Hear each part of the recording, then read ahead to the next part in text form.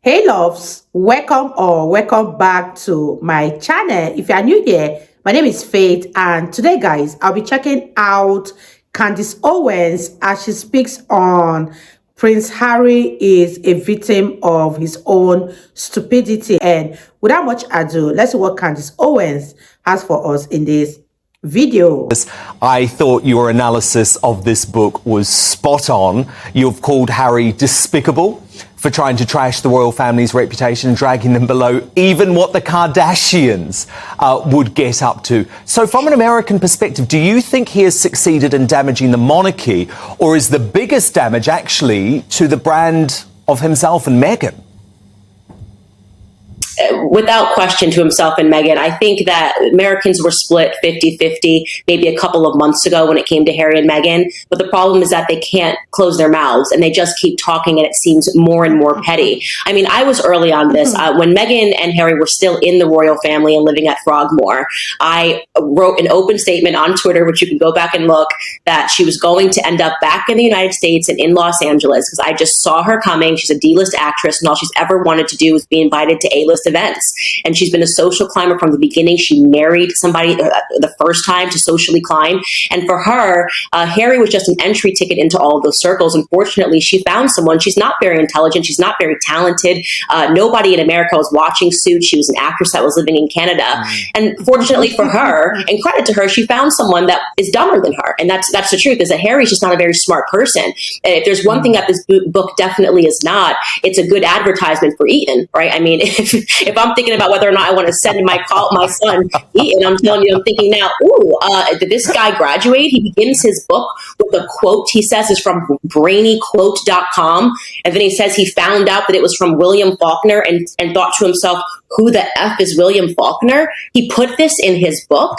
It instantly lets you know how non-academic he is. And so you feel bad for him only because I do believe that he is a victim of his own stupidity. And I mean that, and I'm saying heartfelt, just so you know. That is the best case scenario, is that Harry is a victim of his own stupidity. And he's also tremendously privileged. And when I read this book, I just said the new title, it should either be Spite or Privileged. He actually believes that the things that he has lived through has rendered him a victim. He thinks, he goes in this prologue, he starts talking about attending, I believe, Eton College. I think it was the prologue. And he sort of recounts this story about how William said to him that he didn't want to hang out with him at school at Eton. That has happened in every family in the entire world. Siblings don't want to hang out with each other in school. You're trying to distance yourself from your siblings so you can establish yourself as a person. It doesn't make Harry a special individual. It makes him regular. That he had the nerve to put into his book that while living in Balmoral Castle, an actual castle, he details it has 50 rooms. And his gripe is that he had to share a room with William and that he got the bad half of the room.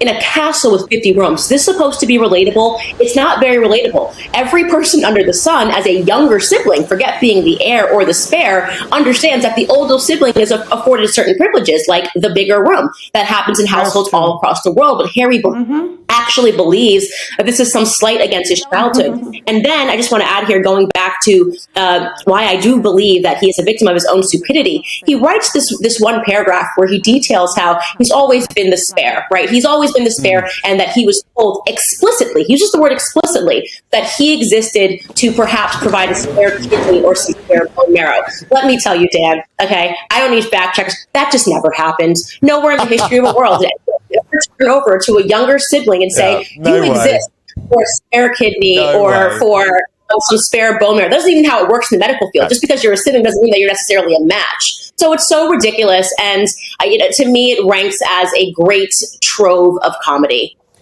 And I agree with all of that, right?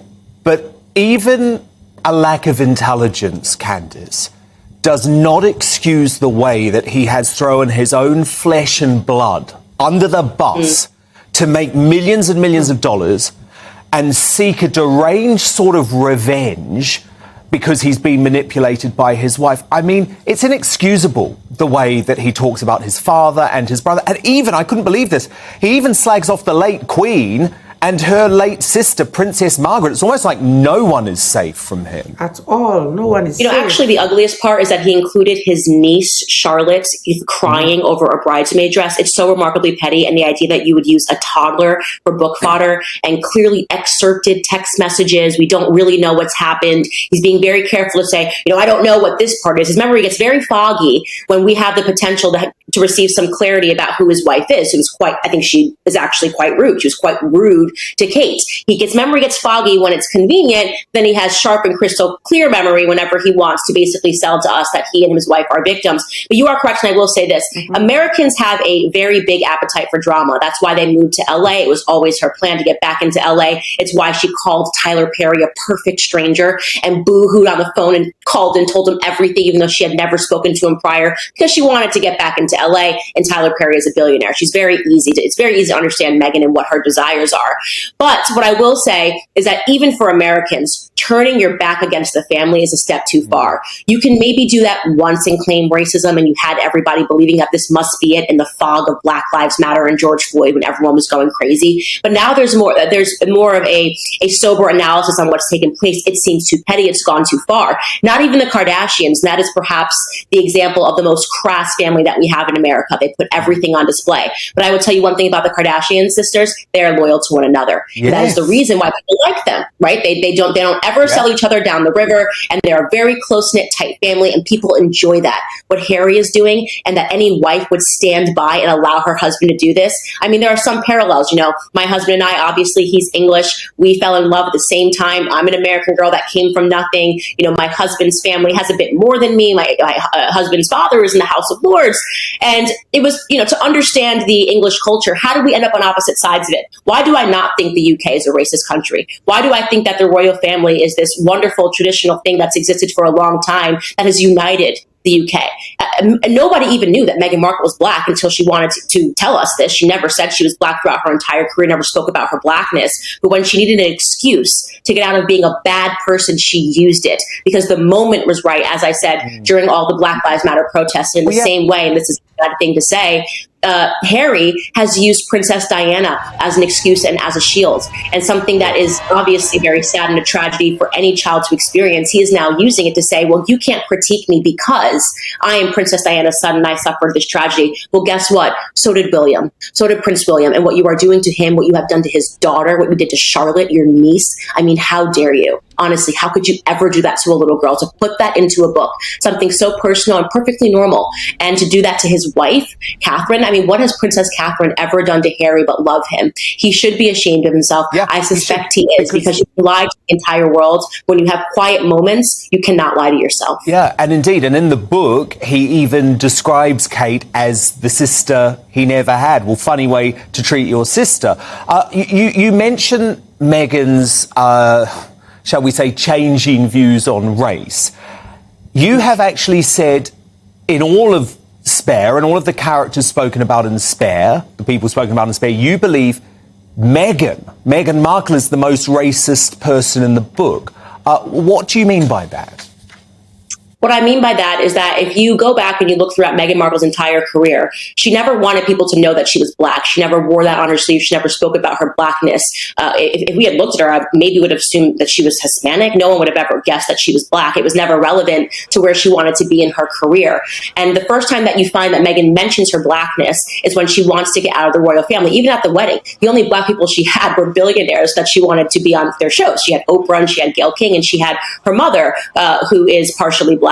But Meghan Markle didn't have any of her Black family members at her wedding. This is a woman that was escaping her Blackness throughout her entire life until she realized that it could be used to her advantage. And I find that to be despicably racist. When you say the only value that being Black has to me is when I can use it to get ahead and to climb the social ladder, and that's when I'm going to mention it, and I'm going to use it as a shield so you can't say anything because I'm Black, and how dare you speak about a Black person in a negative way, because she realizes that I don't have to face any critiques. I'll just call it racism, and then everyone will have to excuse my behavior. I find that to be despicable. It's a very bad view of Black Americans to have, and I want to be clear that it's not the way that most of us think.